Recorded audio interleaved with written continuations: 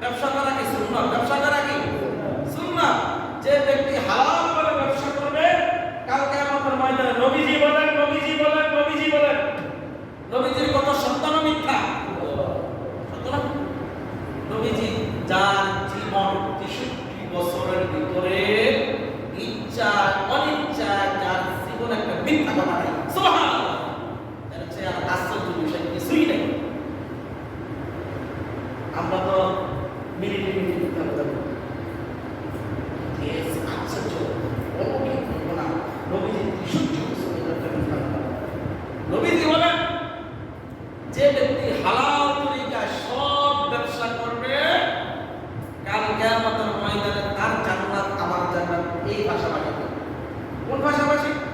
দেখছেন দেখছেন কিনা? যার হালাল ব্যবসা করবে তার স্থান আমার স্থান এরকম পাশাপাশি। সুবহানাল্লাহ বলেন। এখন যারা ব্যবসা করেন 2 নম্বরই করবেন না, রেন্ডি কার্ড দাইয়া সেগুন কার্ড বিক্রি করেন না, ঠিক কি না? আমার কথা বুঝছেন? যারা এটা লোক সহযোগিতা থাকবেন তারাও এই সেগুন কার্ড দিয়ে বানিয়ে রেন্ডি কার্ড দেখালে সেগুন কার্ড কি করা যাবে না, বিক্রি করা যাবে না।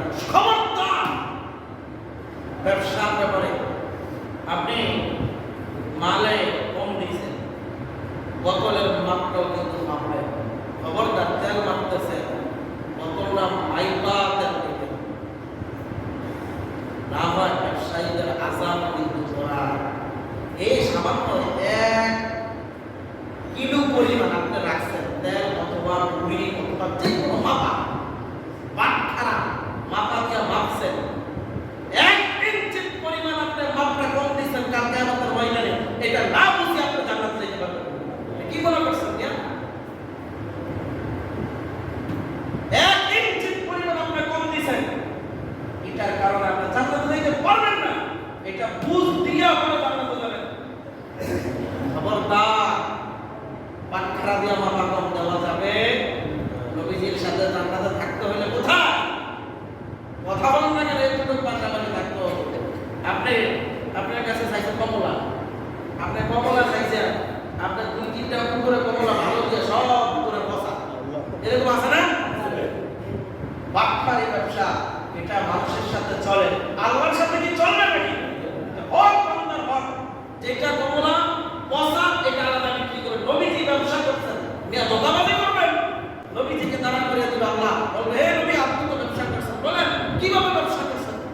বলবে আল্লাহ আমি ব্যবসা করছিলাম 3 ভাগ করছি, যেটা পুরাই পচা এটা একদম, যেটা অর্ধেক পচা এটা একদম, যেটা পিওর এটা একদম। খবরদার আমরা ব্যবসা করি, আমরা কারখানার কাজ করি, দোকানদারি করি, যেটাই করি সঠিক মাপ দেওয়ার সেই তৌফিক দান করুন। আমি প্রত্যেকের হক বুঝিয়ে দেওয়ার সেই তৌফিক দান করুন।